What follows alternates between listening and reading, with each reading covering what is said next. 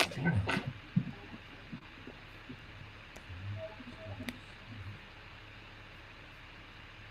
that again?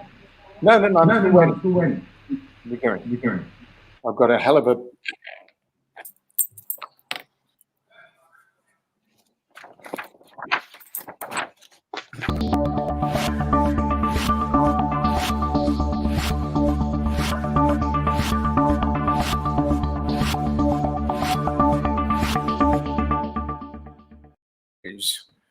Hello.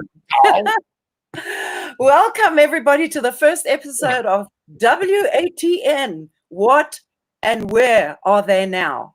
Wow. I'm going to be talking to iconic South African music artists and people in the music business, local and international. And I want to find out how they came to this point in their lives, and their lives very well lived, I must tell you. I hope to dig deep and really discover what makes them tick, because tick they do. Let me tell you. My first guest is definitely a man of many talents. We've known each other since the 70s. Oh my God. Don't say how old we are, darling. So it's almost 50 years almost. I'm dying to hear your stories. I'm dying to hear everything that's been going on. Cedric, a friend, a fellow musician, the indestructible Cedric Samson. Woohoo! Wow, so that's quite an entree. Thank you. Oh, but it's the absolute truth. Firstly, I just need you to know this is a bragging corner, okay? Yes. A safe place where you don't have to be coy and hold back because of what people might think. I want you to earn all the stuff you've done, and I want you to blazingly tell us about it. And I don't care if it sounds like bragging. As I said, this is the bragging corner. You've earned the right to speak your mind. I want to hear about the Grammys and the whammies and everything in between, darling. So that said, let's start. I would like you to take me back to the beginning, the little boy and his fascination with music, and where it took you from there. Oh, my word. I mean, that's 56 years back. I know, darling. That's the whole thing. Player and still doing the shit. I'm so glad you're sitting on your horn. Oh my God, yeah. I got some congas just in case you got bored with me. You know? Excellent. We're going to have you play something anyway for fun. Darling, in 1963, the Vikings were formed. That was my first band, can you believe it, with Gorksy. Gorksy, who owns SA Backline. As well. Gorksy, yeah. So Gorksy and I had the Vikings for a couple of years. Wow. And then when I was 14, we started the Fireflies. And the Fireflies became the youngest band to get signed to a major label. I know. And we had a big hit, which was penned by a British writer called Cathy Come Home. And so the Fireflies, our career started, it was happening. And then as life goes with the bands and stuff, Fireflies broke up. Gary left, Alan Goldstein left, and we became Buzzard. Buzzard was Eric Friedman, myself, and Gorksy. And we were produced by Dan Hill. Oh, my God. Legendary. Studios in the late 60s. And Dan brought his horn section and did a whole thing. In fact, I listened to the song was called Sandy. It did rather well for us as Buzzard. Okay. And then, you know, as bands go, then Buzzard, my God, how many bands? Well, I want to know, you know, as many as you can recall, darling. That's my word. Okay.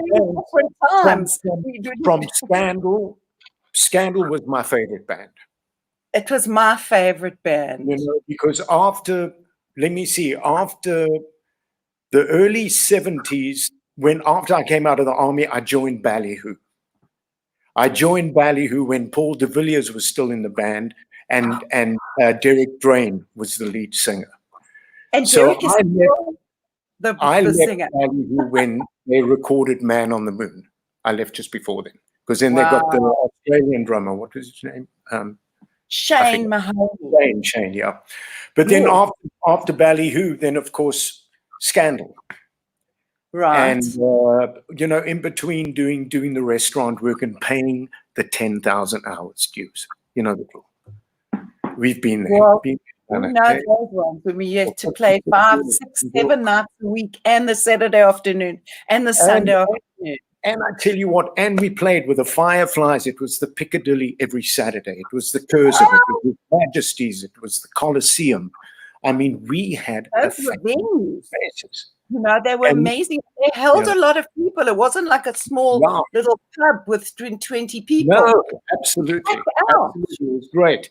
So between the bands, still the branch office, Robbie Ziegler's place, was now I have me, to interject, I'm afraid, because that's when I came into your life, Red. Yeah.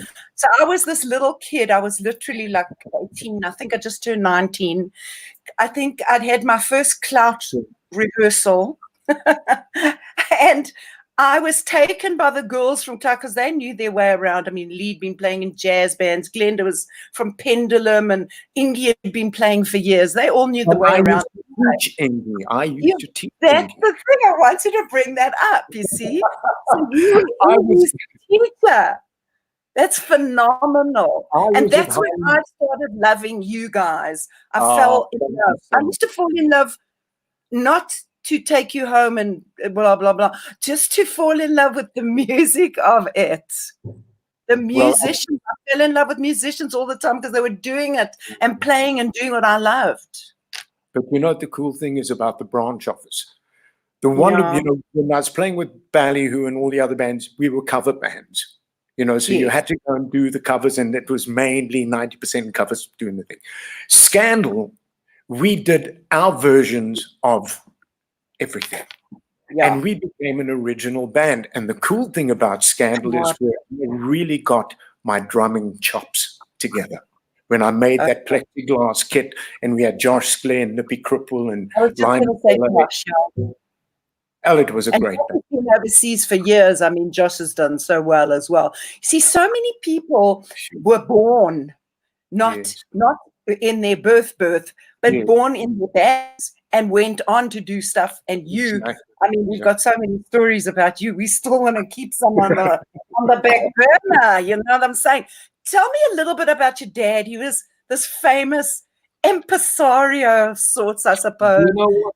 Sammy Samson was a force to be reckoned with. I know. Sammy started, I mean, listen, it was tragic. My mom died during childbirth. My twin died. Sammy brought me up. And Sammy, in between aunties and staying with different people, Sammy started the Yeovil Boys Club, a boxing club. So that's where all the guys got together. That's where I met Johnny Clegg, because Johnny lived up the road. So Johnny used to come and box, Gorksy, all the Fireflies, Sammy used to bring all the gangs off the streets, and they used to sort this shit out in the ring. But that was how the Boys Club came, and then Sammy saw the talent, and we used to perform at the club every Sunday evening, because Sunday night was Biscope night at the club. That's how you mentioned Sammy, because Sammy definitely did some amazing things. I just want to tell you quickly, we have so many beautiful messages already. Amiga Limited, Louis Grief, I'm just getting things. Saw you in Margate in the 60s. Jean says, saw you in Margate in the 60s with the Fireflies. And Amiga Limited, did you play with Louis Grief? Yes, we jammed, Louis and I used, but we never played in a band. I always used to love his play. I loved all those guys. And Pauline watching from the UK, everybody's just like loving this and saying hi. Just so you know, you're not alone out there, darling. You might be in your room in the garage, but you're not alone. But I've got to tell you what, before the interview today, I was nervous. I'm going, shit, am I biting my nails? What's the drill? I mean, I'm talking to an old girlfriend. What's the shit, But like this, as a record producer on every project I've ever done in my life, it's that nerve thing before I get into the studio. As a singer, as a performer, I swear to you, You would think after all these years, and I'm going to perform at the old age home for the old yentas, and I'm like, my heart's going like this. Yes. And I remember somebody saying to me a very long time ago when I was a young kid, he said, Cindy, when the nerves stop, you stop. Then you exactly. Enough. You must always have that vibe, that because I have 5 keywords. I have 5 keywords that I say to the guys and young kids that I work with. I say, if you have the passion, the precision, the love, the energy, and the professionalism, what's going to stop you? You can't go wrong. I'm so into those. That's a really, say them again, because I think people need to hear those words again. If you have passion, precision, love, energy, and professionalism, and nothing will stop you. That encompasses everything in this business. I'm telling you, Cedric, because you can sustain. You can sustain yourself. And look at you. Now let's talk a little tiny, tweeny bit about age. You're a little bit older than me. I'm just saying. It's just a little tiny bit older than me. And not but the point is, what I'm trying to say is, you're still there. I'm still here. We're still doing this that we love, that chose us from when we were very young. I mean, hallelujah. What can be better?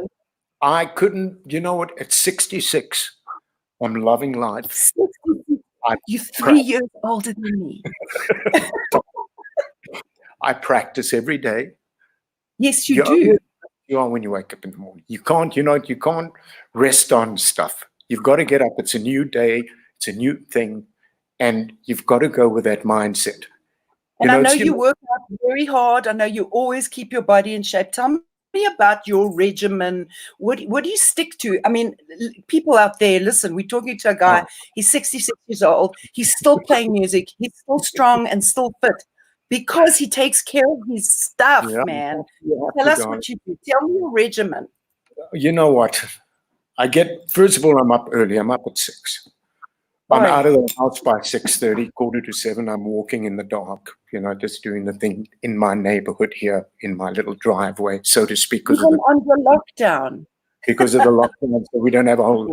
But I train. I do my sit-ups. I do my 200 to 300 sit-ups, 200 to 300 push-ups. I do my weights. I swim. I swim every day. I have a pool. Yeah. And hard ball, take your clothes off. No, you don't have to. But people will be amazed. They will be amazed when he shoots out of the cannon and he's still in shape, looking fabulous at the circus. Talking about the 5 keywords, it's funny. Someone said to me one day, I was just helping them with their project, and they said, but how do you get lucky in the business? And I say, luck is when preparedness meets opportunity. That's what luck is. Absolutely. Now, on that, there's another one of the Cedricisms, and we're going to have lots of those. We've got a surprise clip for you that we're going to play. I think everybody's going to get a nice little vibe from this. Voila. Let's go. Go.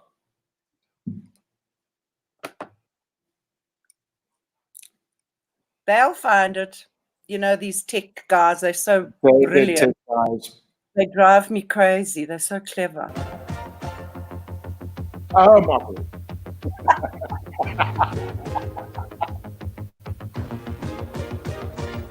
But you on this one. Eventually. China Crisis. Hi, once again from the Pop Shop team.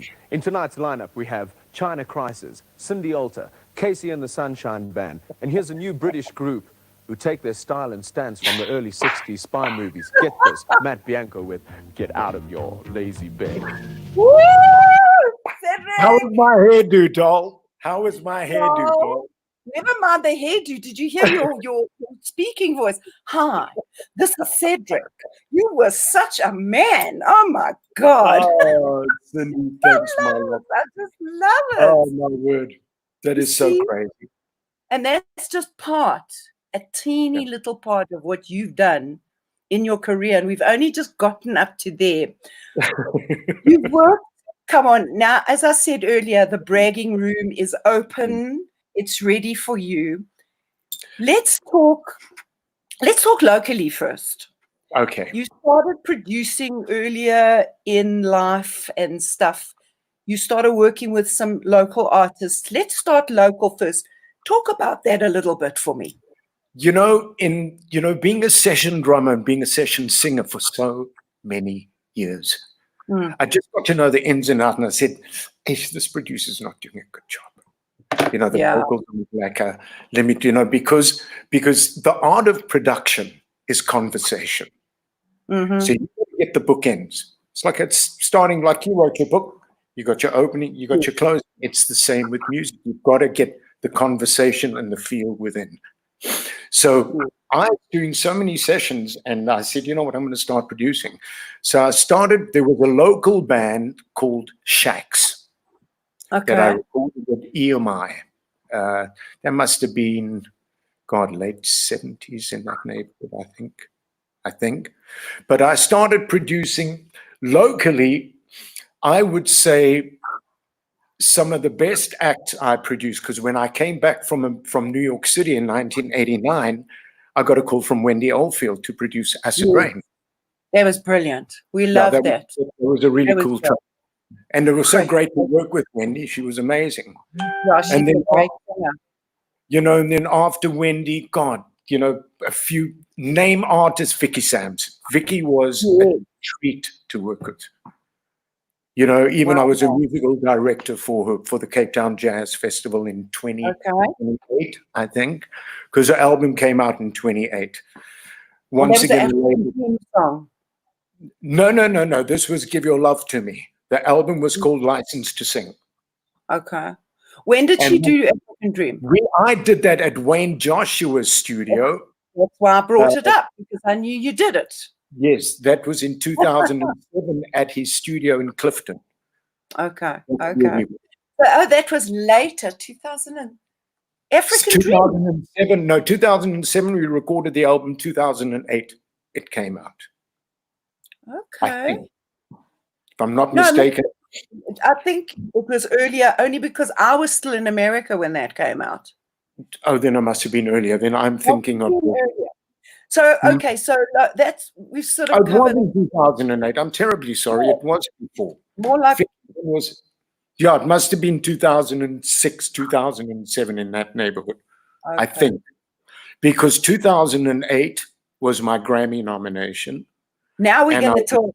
Now we're going to talk about that.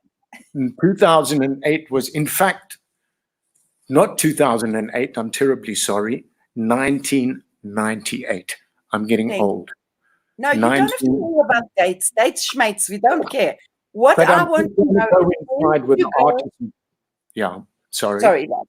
When did you go to America?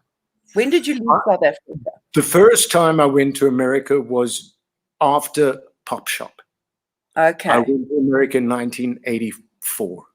And what were you doing? What did you do? What were your modus operandi? I went over because David Essex was a very dear friend of mine. Okay. And David remember him a few times. Okay. And then David said, he said, if ever you go to New York, use my apartment. Just go to my neighbor next door. Her name's Maweva, and she'll give you the keys. So I get to New York City. It's the height of summer. And when's it? 2000, in the middle 2004, August, in that neighborhood. I get the keys from Maweva. We start talking. She says, oh, you're the musician that David was talking about.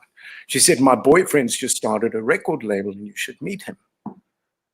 And I said, well, I'd love to, because I'm here to work and be an artist. And at that point, I wasn't so much into producing. I just wanted to be an artist and get good producers to work with, which I did.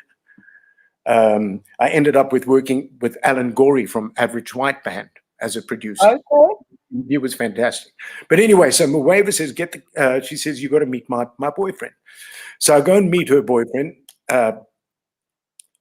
Don Goodman, and they just started a record label called TVI Records under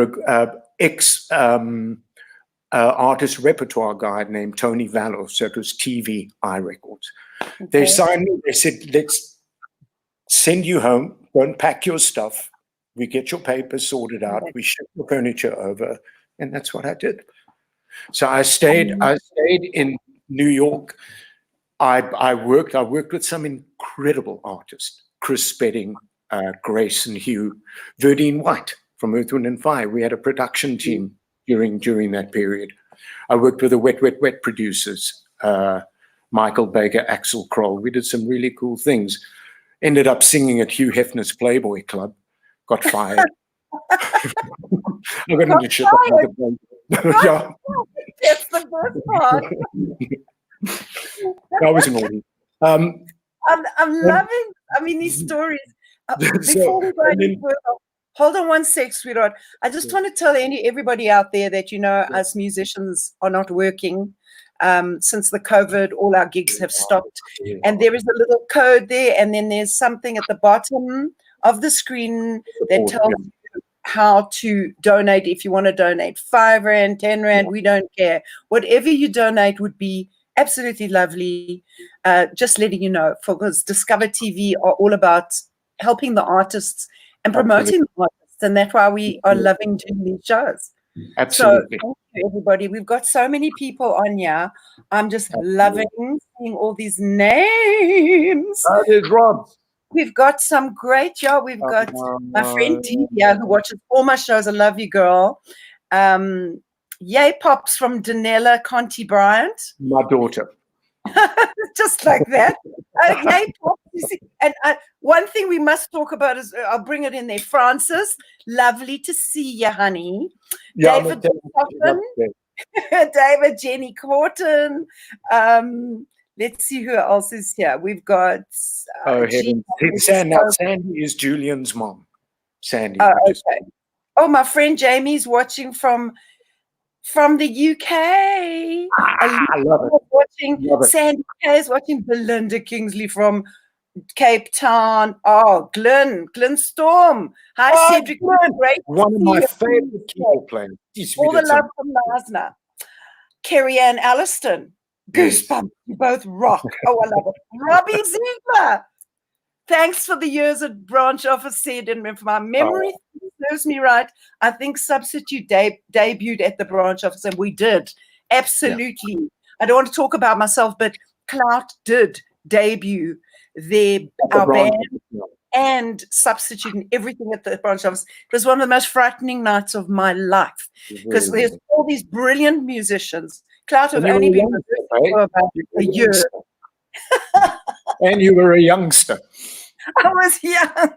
I was young and gorgeous, doll. So, doll. Yes. So after we're going backwards and forwards, after the branch office, I went to New York City for 1 year.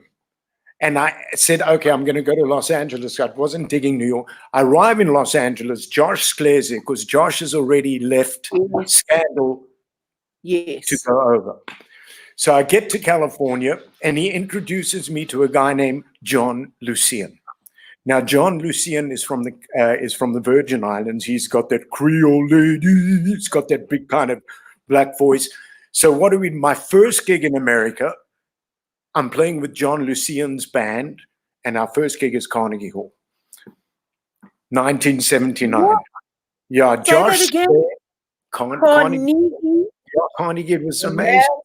The band was Josh Sklair, Seti on drums, Kenny Hudson from Stevie Wonders. He was Stevie's percussionist. Phil Chanel was the Beach Boys musical director for forever, and a young Japanese-American keyboard player named Dave Iwataki, who learned from Herbie Hancock and all those guys. So it was a real fusion, beautiful band. So just going backwards and forwards from production to playing live to drumming is still the thing. But now in New York City, when I moved in, I recorded, things with the record label and the guy who was financing it. There was a bit of conflict. So you know the drill. You've been down that road. Happens too so much. Yeah, it's terrible. Can I ask you, like you mentioned earlier that your mama died and that you were kind of alone from when you were young. You know, it has an impact on us where we come from and stuff, how our parents brought us up, etc., etc. When you're looking back at your disappointments, you know, I know for a fact that I could not let my disappointments stop me. I guess you're exactly the same. Honey, you've got to work through like I say, the art of life is balance. You got to get that right. Once you've got that, you're cool. You can go into the dark hole. You can get depressing. We're creative people. We're artists. I mean, and I get emotional on small things. I get emotional watching the ads on TV. You know what I mean? So that's who we are, you know, and it's and we are allowed, and that's creative people. Creative people have those sides. You know, the old stories, they used to say, oh, he's a tortured poet.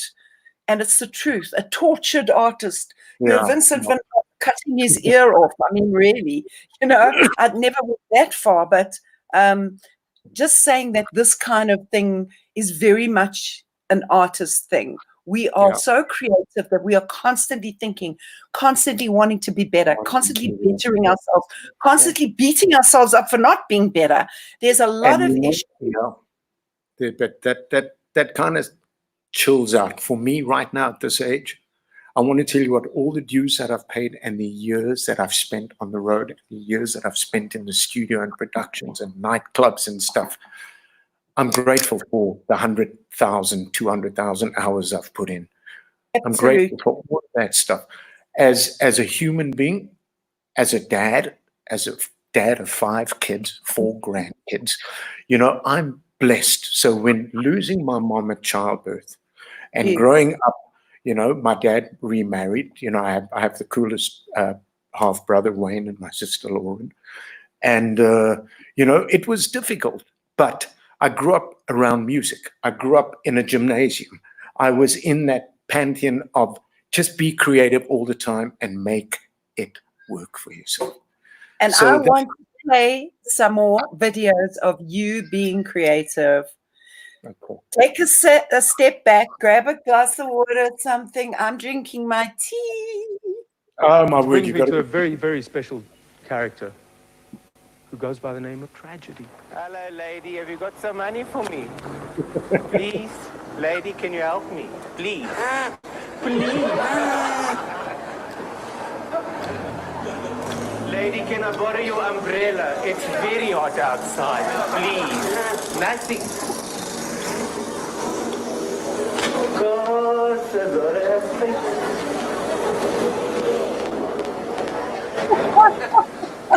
Lady, if I help you find a parking, will you give me 10 cents? Please. But help me. Look, I'm poor. Please.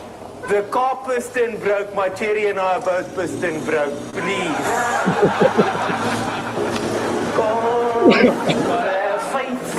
Faith. Thank you, my squeezer. Thank you so much. Thank you so much. Thank you. Just wait. I'm talking to the woman. Thank you so much. Thank you. Can't you buy me a mealie? Please? Kind lady. Please, lady. Don't ignore me. I'm only human. Yeah, you're gorgeous, eh?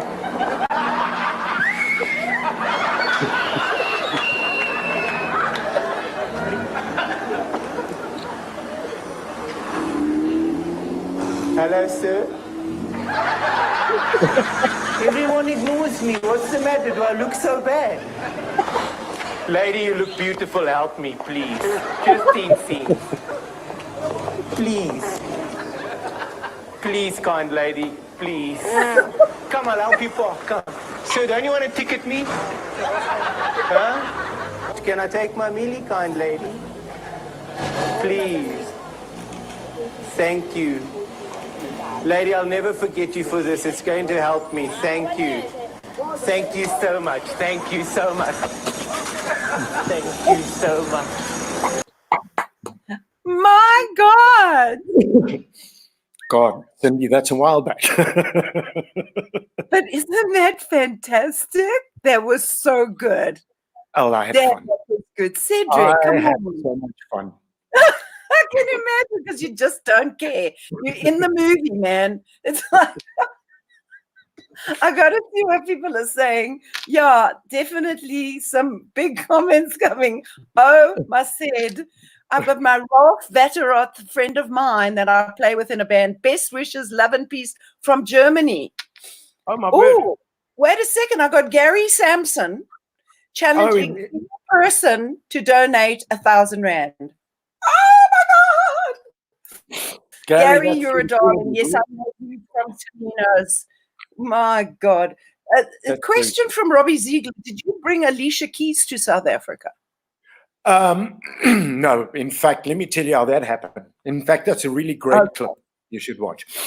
While I was living in Los Angeles and while I was doing the Songs for Life album, yes. I was working with a very famous American songwriter, a lady named Denise Rich. She penned Luther Vandross's hits, Patti LaBelle's hits, and we hooked up to a law firm. And before I came to work with her, she said, "You've got to meet this lady. Her name's Lee Blake. She might be able to help you because she's a friend of Alicia Keys." So anyway, I do the AIDS, the Songs for Life project in New York City. I'm working with this. This track the people must watch. I'm working on a track with Denise called Sacred Pledge. It's got Miriam Makeba, George Benson, Patti LaBelle, the Harlem Boys Choir, Candace Love. That Julie must check it out. Jules must check it out. It's on my YouTube thing. Anyway, so I meet Lee in Los Angeles, and she says, "Look, Alicia's busy in the studio, but she'd like to talk to you." So I get on the phone. She says, "Listen, I'm coming to South Africa, and I know you produced Miriam Makeba. What are the chances of me working with Miriam on my Staying Alive AIDS concert?" And I said, "Well, the funny thing is I'm here in New York City working with Miriam. I've got the guys, Dynasty from the Harlem Boys Choir, who didn't end up coming, but I was working with King Mswati III because I became his ambassador of goodwill to the Songs for Life album for 2 years. So I ended up taking his choir everywhere. So his Swaziland Redemption Choir became my favorite choir to take to go and do the AIDS shows in Washington at the United Nations building in New York. And then I took them to Cape Town to work with Alicia Keys and Miriam Makeba. And it was the finale of her Staying Alive AIDS concert, which was really, really nice. What an experience to have put that together. So, Robbie, that answers your questions, darling. So on the Alicia show, I was vocal choir director for Miriam and the choir. While Alicia sat at the piano and did her thing, I was conducting, doing the thing. So it was absolutely, it was an emotional time. It was pretty. I can imagine what a feather in your cap, you know. Seds, when you were in LA, and I was in LA, we spoke, we saw each other a bit. Yeah, I'll never forget, and I've got to say this publicly. I had leukemia, as most of you know. I was very ill. I was in hospital. I didn't want to bring that up. Yeah. No, it's fine. I want to bring it up because you were such a friend to me. You called me every single day. First, you came to visit me. I'm sure that was a little scary to see me lying there with the bald head, the tube in me. Honey, I get tearful when I think about it. That's why we're old girlfriends, you see. I know. And you were just, I'm saying publicly, thank you for just being a friend to me and calling every day. Hey, son, it said, some days I couldn't even talk because I'd lost my voice. And I was like, hello, Cedric. And he just called to say hello. I just called to say, I love you. I'm sorry, darling, but you did. You were an absolute mensch, as they say. You were a Thank you. human being. And that's the person that I want to see come out in this. I want to see that human being. Yes, we the jawlers and we cool and we do all the artistic stuff and we've done that. But that human part of you that comes out now, what do you, as a musician and as a human, what are you still hungry for? What drives you? What are your thoughts about, what you think, where you'll be in 10 years, what you plan, what you want? That's quite a thing. That's a lot of stuff, but there's a great saying, and it says the purpose of life is to recreate yourself anew in the next grandest version of the greatest vision ever you held about who you are. Oh, wow. And what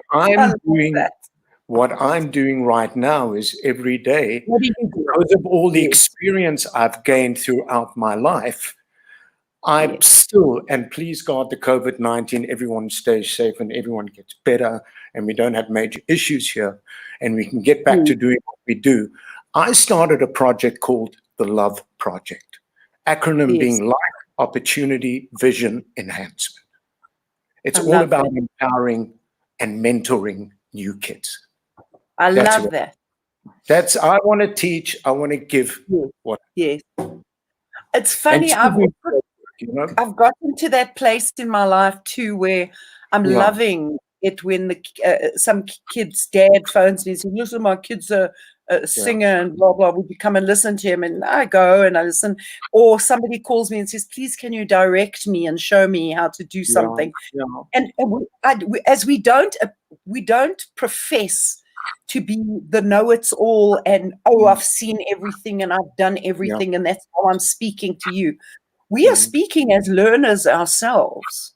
You learn, babe. You never stop learning. You never stop learning. Like every day for me is like, my God. Yesterday, I was I put on my computer because I always try this out like the day before, and nothing would work. My phone was dead. My computer was dead. I started having a small heart attack. And you know me and you, I think it's the same technology. It doesn't sort of work with me very well.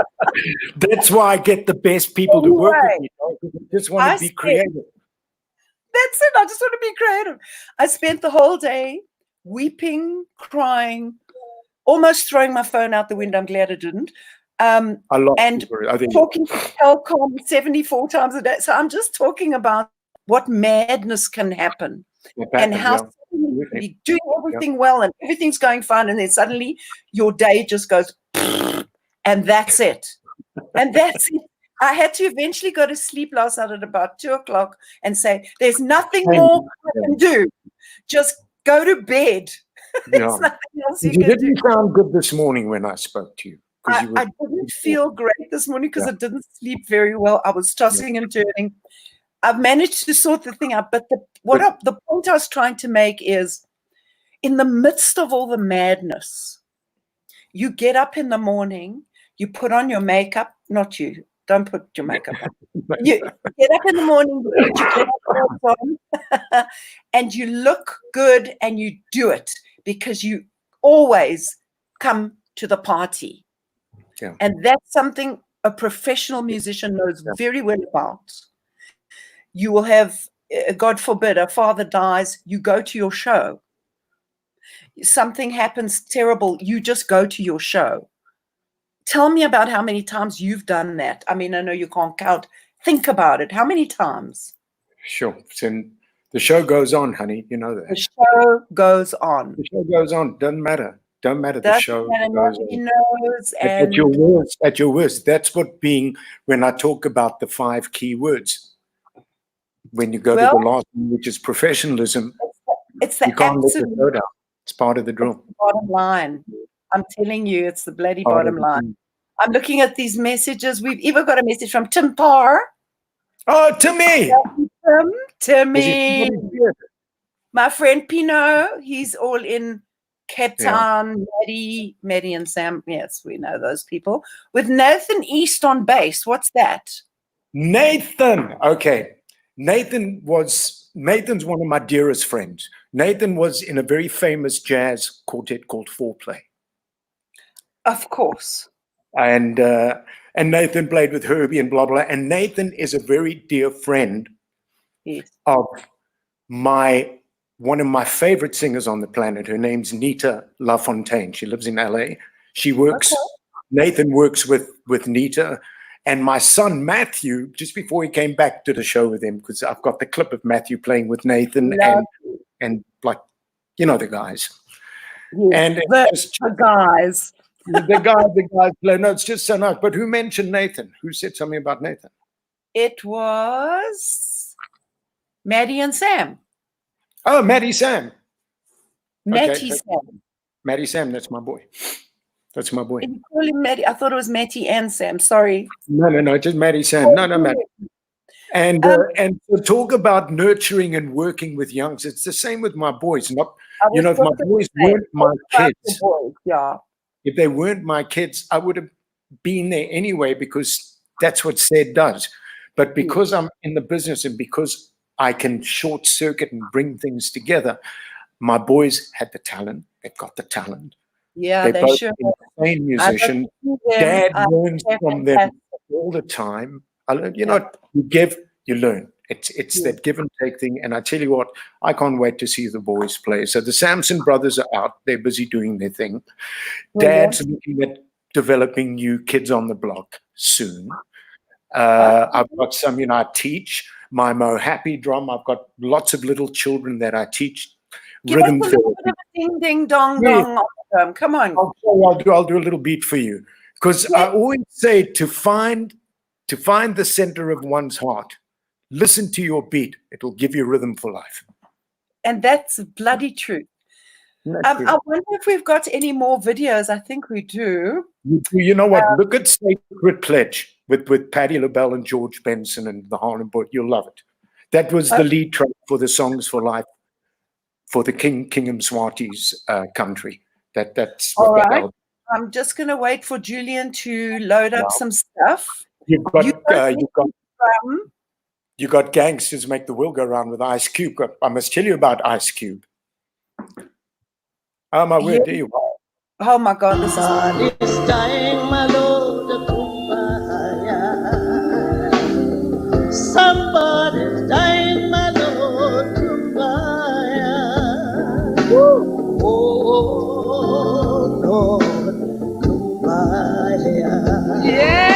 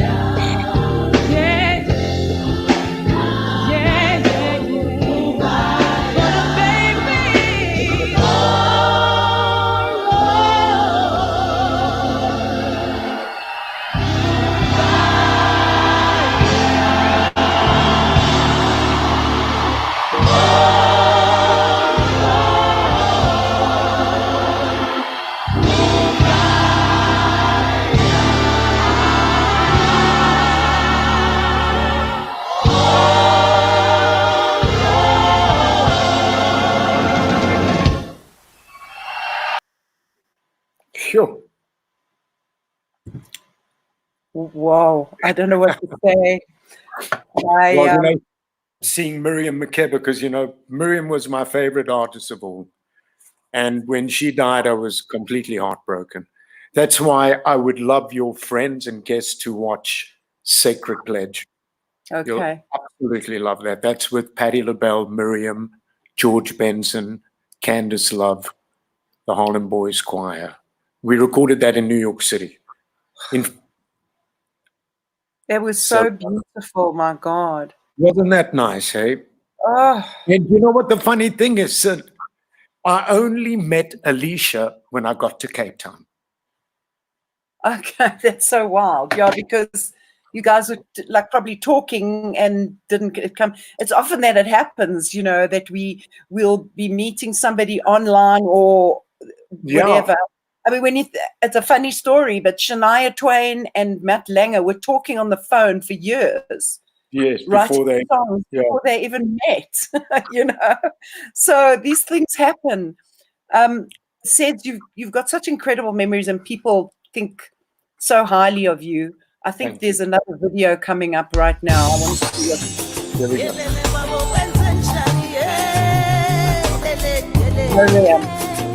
Be a full screen.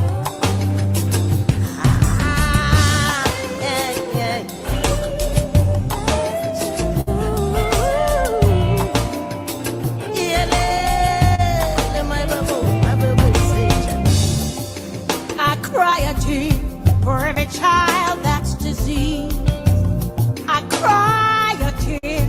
For every child that's deceased, my heart cries out. It says to you, oh, please give the children a chance to breathe.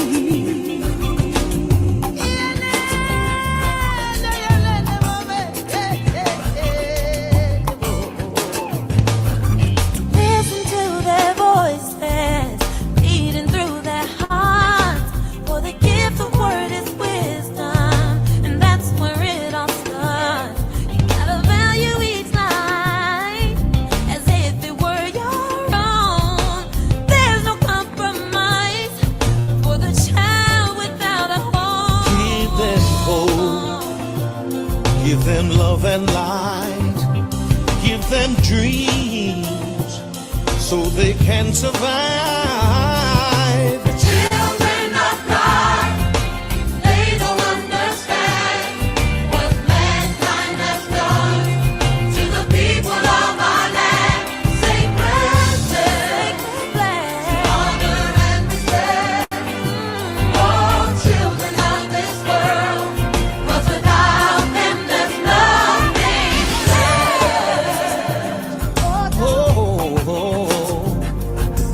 Can they hold on to? What can they believe?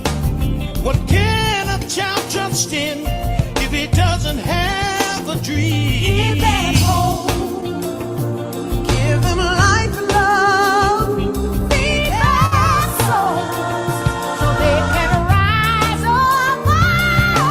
Children of God, they don't understand what mankind has done to the people of our land. Sacred pledge to honor and respect all children of this world, 'cause without them there's nothing left. Bless their hearts, bless their souls, bless the ones you love and the ones you don't know. But children are our future. Give them a chance to grow. They are the ones we need to cherish and hold.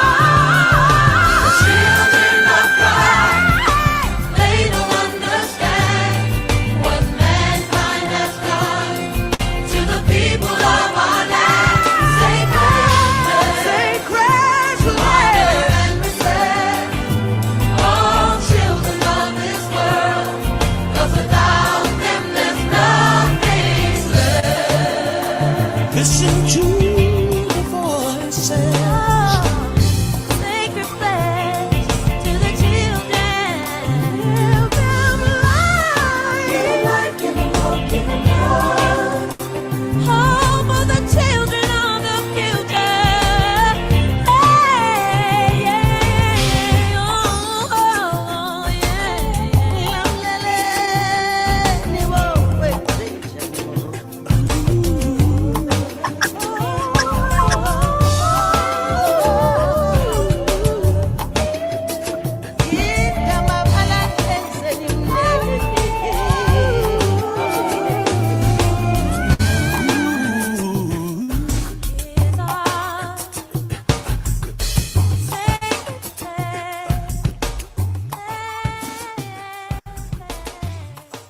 Wow. I don't know what to say. You Mr. haven't seen that. Conductor. He's the conductor that's standing in the front telling everybody what to do. I love it. Sin. I tell you what, it was such a treat and an experience, because remember, I just met when Denise said to me, so let's go back to Songs for Life quickly. I Yes. arrived at Denise's studio to meet her because we had to write Sacred Pledge and Children of All Nations, which featured Judy Collins, Billy Gilman, Miriam Makeba and the choir. Anyway, she said to me, who would you like to work with? I said, well, Miriam's in town because she's doing a show, so we'll bring Miriam to do the Umbrella of Africa. And she said, do you know Patti LaBelle? I said, are you kidding me? She said, well, I wrote Patty's big hits. So Patti, I'll just pick up the phone and ask her to come. And I said, you know, I would really, really love, for the silk of the male, I'd love to get George Benson. She picked up the phone. George was in New York. That's how it works, man. That's how it Now, works. people And know George and people. I we have been friends ever since. He saw my boys when they lived in Los Angeles. He met them. Yeah. He's just the coolest guy. We talk on the phone. I can And imagine. it's just, you know what? It's just so cool to have had such an amazing career. Look, I've had my pitfalls. I've had my ups and downs proper, you know. We talked about that earlier, proper. But the gift, you know, when you go seek, you'll find the gift divine, life's wonders waiting into the heart of love, peace, and comfort. Gratitude is the attitude that changes everything. Give love with honesty is what loving means. And that's what our entire thing is all about, babe. And that's the truth, Seth. I mean, when we think about it, like I talked to you earlier and I said, you know, what makes us tick? It's the highs and the lows and the downs and the ups. And that's a life. Anybody's life doesn't just have to be a musician's life. This is what life is. It's what you take from it. I see my wife go through her shit with, you know, it's hard, you know, it's just general business where you are, but mindset is very important, and I have to keep a balance personally, just because of, you know, We all do. We have And, to. And you have to and it's stay just strong one for of the things. yourself. And Cedric, you have to stand as Cedric Samson. You can't Absolutely. stand as somebody else. You know, everybody wants a different persona. I'd love to be Celine Dion and have made so many millions. It would have been great. But I cannot stand in this world as Celine Dion because I am Cindy Alter. You are Cedric. Shit, I want to be Cindy Alter. Oh, no, I But don't think you want to be Cindy Alter. Carrying these my big love. groups the whole life, darling, it's too much. Trust me. You wouldn't It's want to so be. nice to be on. And listen, I've just got to say thank you to my godson. He's really done a special thing with this Discover TV. Well done, Jules. Jules, of course he's done a special thing. Yeah, We're sort of heading towards the end of the show. I want to say a few things. Firstly, this show is going to continue, as in every Wednesday, I'm going to feature another magical, super califragilistic, expialidocious person. How many artists, how many guests have you had? You're my first guest. This is my first show ever. That's how Isn't Dolphin. it magic? How did we kick this off? I think we kicked off the series like mwah. We kicked it off, man. Firstly, Julian, thank you for asking me to do this, because I've been wanting this platform for so long. I've been trying to get a TV show because I thought we need to talk to people like Ceds. We need to talk to these people. We want to know what they've done. When you hear these stories, I mean, listen who he's worked with. He's still going strong. He's still doing it and selling his drums. And I mean, you're alive and you stand as Cedric Samson. Thanks, and babe. I love that. I love that. Got to do that. I've got to thank all the people that have been writing to us, all these little messages. Joanne, nice to see you there, and Jen and Andrea and Arlene and all these people that I know that always support me. Delia, And then you've got your side of all the people that are supporting you and your kids and Fran, of course. And, you know, listen, they're amazing. we forget honey, we that forget. we are supported, we are loved, and we are respected. And that is why this show to me is so important. It's just a tiny reminder of who that person is. Look at him, Cedric Samson. And you know, the funny thing is, Franny and I were talking the other day. I mean, we've been together half our lives. That's amazing. To even have sustained a marriage that long. How have you done it? Tell me a little bit. Come on. You know life, you know the drill, but she's a lady. But there's bottom line, there's a deep, deep love. Oh yeah, no, for sure. And our kids are great, and the grandkids are cool, and just you know what, and Franny's just, you know, she's there. It's and there's a commitment, and we said we're gonna do this together, and you've done it.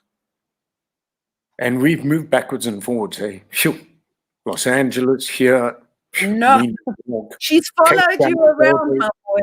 You're very lucky. But you know what, my friend? Follow you. And you know what? And we still want to do great work. And that's it. You know, I've been putting a hit list together because, you know, I want to, you know, you inspired me about the book. And, you know, I've just got a working title called Relentlessly Yours. And over 56 years. And I've just been putting in all the singers and artists, from name artists to just amazing artists that I believed in.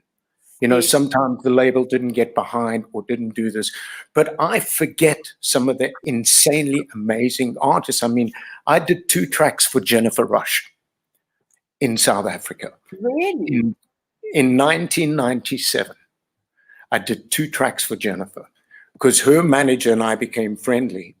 And he said, look, Jennifer's busy recording her Credo album, and she wants to know if you could do the African choir like you did with, you know, what you do. And I said, that would be an amazing thing. So, of course, Ceddy always gets the A-team, all my A-team singers in Joburg. God, I miss them. I miss Innocent. I want to hear quickly about the A-team before we finish, because the A-team. You know, I mean,